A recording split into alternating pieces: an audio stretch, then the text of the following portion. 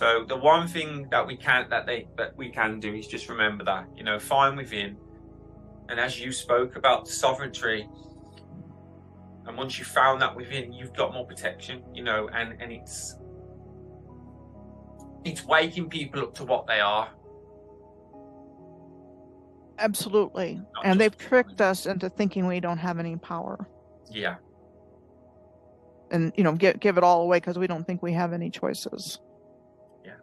And what they're afraid of is us realizing that we do. Getting together. That's what they're really afraid of and what this has all really been about. One is I'm currently working on something about Australia that I hope to have out. It'll probably be out by the time this comes out. And what I'm seeing, and there's places called bights, B-I-G-H-T. And I've got an example of the Southern California bight here in the top left, the Great Australian bight in the bottom left, and the New York, New Jersey bight. And Chad, I'll send you the slide for this so it's clearer. But they have the same kind of sheared off, eroded looking landscape. And I'm thinking the B-I-G-H-T is like B-I-T-E, a bight. Yeah. And this to me is where the land has just sheared off.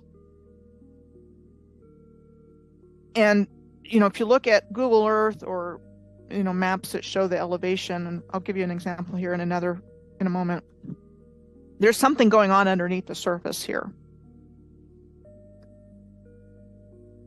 But along these bights, which look very similar in different parts of the world, and these are just 3 examples. I've seen other good examples.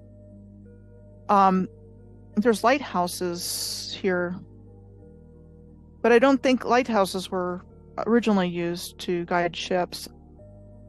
I think they were more like a house for light, to precisely distribute the energy generated by this gigantic integrated system that was in perfect alignment with everything on Earth and in heaven, which included the Statue of Liberty, which was a functioning lighthouse at one time. And again, these are just a few examples. You've got, perfect solar and lunar alignments with these lighthouses. And what I think happened is when this cataclysm took place, and it's just an example of a lighthouse that had to be moved, or that's what they tell us anyway, because the land that it was next to was so eroded and unstable. This was in Rhode Island, on Block Island. So I've looked at New York, New Jersey shore. This is the Southern California shore. This is the Lighthouse Trail close to the bight, Great Australian bight. And then the Apostle Islands are here in Wisconsin on the southern shore of Lake Superior. And there's a grouping of rock formations here called the 12 Apostles in Australia. So you've got the 12 apostles with lighthouses here on the edge, and you've got the Apostle Islands with lighthouses here. You've got the Southern California bight with lighthouses here, and then New York, New Jersey. I think the lighthouses were involved in how the land sheared off. That whatever the cataclysm was caused the lighthouses to malfunction or function incorrectly, and that the land just sheared off there.